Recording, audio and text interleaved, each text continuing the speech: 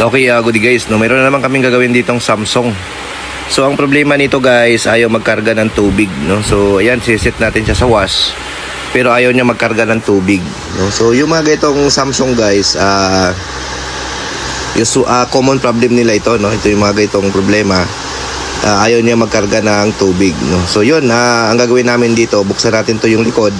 I-check natin yung kanyang solenoid valve, no, para makita natin kung buo pa ba yung pinaka solenoid valve nito. So nandito tayo ngayon guys sa P1C San Lorenzo, Santa Rosa, Laguna. So dito tayo ngayon nag-service ngayon, no. So yun, so yung customer natin dito is regular customer natin sa aircon, no? So washing naman yung pinagawa niya.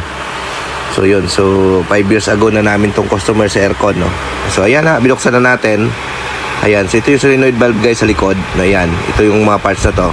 So ito yung mga kailangan natin i-check, no. So ang pag-check niyan guys ng mga solenoid valve na yan, mayroong tamang resistance value yan. So i-set nyo lang sa resistance ang inyong tester, no. Tapos dapat mayroon kayong marireading dyan na 4.5 or 4 kilo ohms something. So unang valve i-check natin, ayan, wala. Pangalawang valve yung sa gitna, ayan, check natin, mayroon 4.3 yung pinakalas.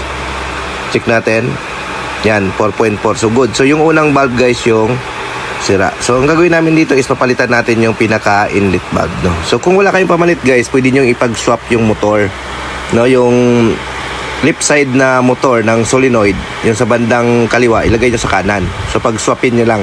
Kasi yung isa diyan para sa jet. Kung hindi niyo naman ginagamit yung jet, pwede niyo ilipat yung pinaka motor niyan, ilipat niyo sa kabila para magamit niyo ang inyong wash. So ayan na nga guys, no. So after natin mapalitan, ayan na, testing na natin, no.